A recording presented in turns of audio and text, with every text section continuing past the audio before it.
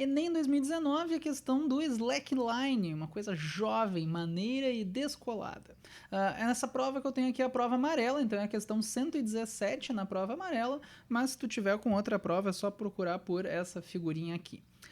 A questão, deixa eu até dar um zoom aqui para facilitar, para eu ler a questão junto com vocês. Ela fala que o slackline é um esporte, ela tem uma pessoa aqui apoiada em cima daquela fitinha de slackline. Daí a questão te diz que a massa dessa pessoa, desta atleta, é 80 kg e que o ângulo que a corda faz com a horizontal é 10 graus. Daí ele te deu cosseno, seno, te deu que a gravidade é 10. Ele quer saber a força que a fita exerce em cada uma das árvores. A primeira coisa que tem que se dar conta, gente, é que quando tu tem um fio ideal, que é o que a gente vai considerar aqui, ele sempre que tem um fiozinho esticado, ele puxa nas duas pontas com a mesma força. Então pensa que o fio, aqui onde está o pé do atleta apoiado, ele está fazendo uma força puxando e ele puxa com a mesma força nas duas pontas. Isso é o que a gente chama de tração ou tensão. Aqui também, ó, do outro lado, esse trecho da corda está fazendo uma força para cá. O que acontece é que a força com que esse trecho da corda puxa nessa ponta é a mesma força que ele faz do outro lado. Então, quando eu pergunto a força que a corda puxa a árvore, é a mesma coisa que perguntar a força que ela está puxando de cada lado aqui onde está o teu pé. De novo, um trecho de corda ideal puxa com a mesma força dos dois lados. Então, no fundo, eu estou perguntando aqui no teu pé com que força que cada trechinho da corda está puxando para os lados.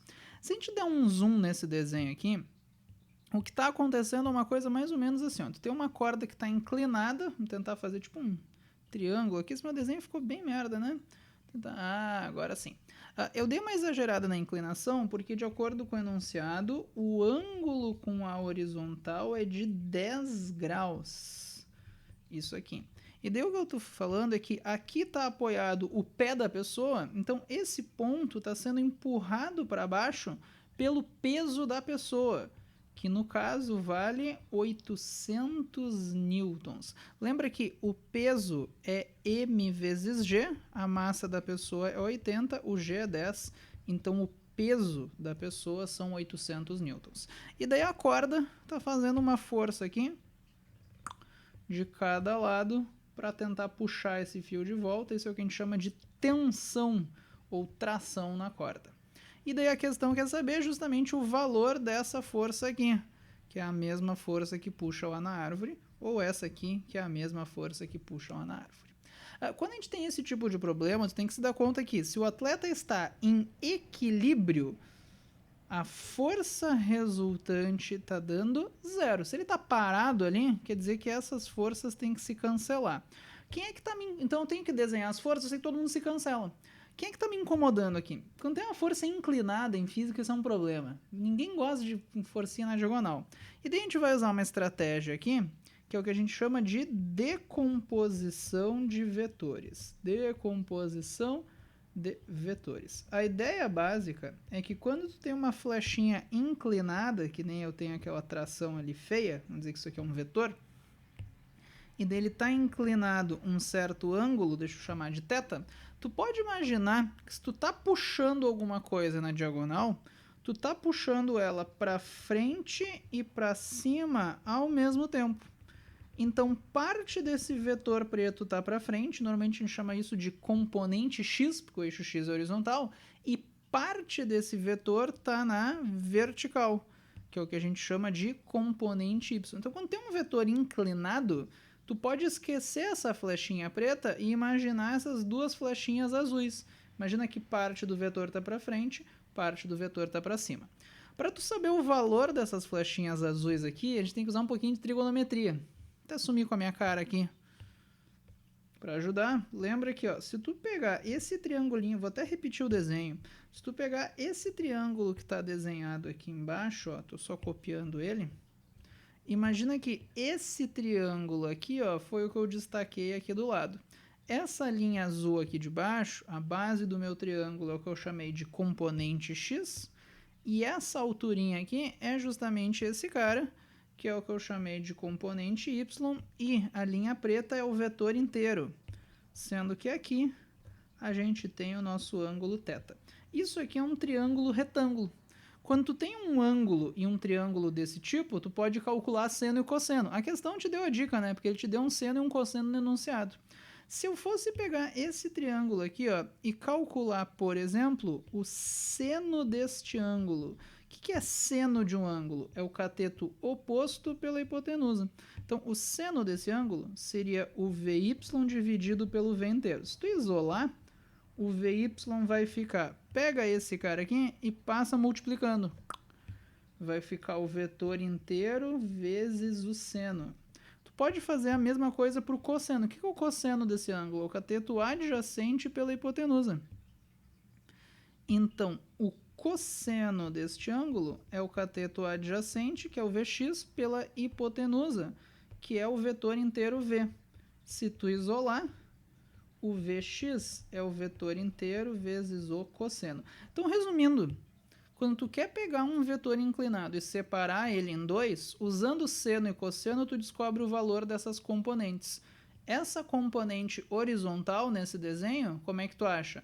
É esse vetor inteiro vezes o cosseno do ângulo. Já a componente vertical, esse cara, como é que tu acha? É o vetor inteiro, que é esse aqui, vezes o seno do ângulo. Se a gente voltar aqui para o desenho original, o que eu estou te falando é que essa flechinha roxa aqui, tu pode separar em dois pedaços.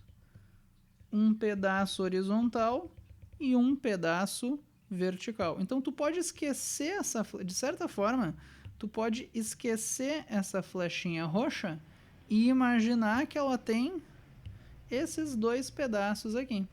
Esse pedaço tu poderia chamar de uma componente x, isso aqui é uma tensão y. Como é que tu acha o tx? É o vetor inteiro vezes o cosseno daquele ângulo, que é 10. E esse cara y é o vetor inteiro vezes o seno. A mesma coisa tu faz com a flechinha roxa que está do outro lado. Aqui tu tem uma componente que é t vezes o cosseno, e aqui tu tem uma componente para cima, que é t vezes o seno. E daí tu esquece esse cara aqui. Então, de certa forma, o que eu fiz foi só pegar o vetor em roxo e é que nem pegar 13 e trocar por 2 mais 1. E daí o que eu sei? Se a bailarina não, se a atleta está parada, o que acontece é que somando esses vetores, eles têm que se cancelar. Como assim? A força resultante tem que dar zero. Quer dizer que a flechinha que está para frente tem que cancelar a flechinha que está para trás. Além disso, o que está para cima tem que cancelar o que está para baixo. Toma cuidado que quem é que está para cima? Tu tem TY que veio desse cara mais o TY que veio desse cara. Então, olha só, a força total que tu tem para cima é o quê? TY de uma corda mais o TY que veio da outra. É 2TY, isso mais isso. E essas duas flechinhas juntas têm que exatamente equilibrar o peso que está para baixo. Por isso que ela não está subindo nem descendo. Então, as duas juntas têm que dar 800 newtons. Isso aqui vai ficar, olha, esse cara vale T vezes o seno de 10. Isso aqui também é T vezes o seno de 10 graus. Então, se tu somar as duas, vamos fazer aqui embaixo, tem mais espaço, tu vai ter que 2 vezes T vezes seno de 10 tem que dar 800. T seno 10 mais T seno 10 fica 2T seno 10. E isso tem que dar os 800. Reparem que o seno de 10 ele te deu aqui no enunciado, né? Se tu vir aqui do lado, ele te disse para considerar que é 0,17. Então é só substituir. Vai ficar 2 vezes T vezes 0,17 é 800. Isso quer dizer que 2 vezes 0,17 vai dar 0,34. E isso tem que dar 800. Então, o T ficou 800 sobre 0,34. Essa conta aqui vai ficar um número feio. Então, eu queria mostrar para você... Tu poderia terminar essa conta, tu vai achar a resposta. Mas eu quero mostrar para vocês um jeito mais fácil de fazer essa conta. Vamos voltar aqui uma linha? Deixa eu apagar isso aqui. Uma malandragem para vocês. Vocês não gostam de fração, mas fração é legal. 0,34... Pensa numa fração bonitinha. 0,34 é mais ou menos 1/3, né? Lembra que 1/3 é 0,33333? Então faz o seguinte, ó. Esse númerozinho feio aqui, vamos escrever de um jeito mais simpático. É como se fosse 1/3. E daí, para isolar a tração, é só pegar esse 3 e passar multiplicando. Olha só. Então, a minha tração ficou 3 vezes 800. 3 vezes 8 é 24. Então, isso ficou 2.400 newtons. Claro, aproximadamente, né?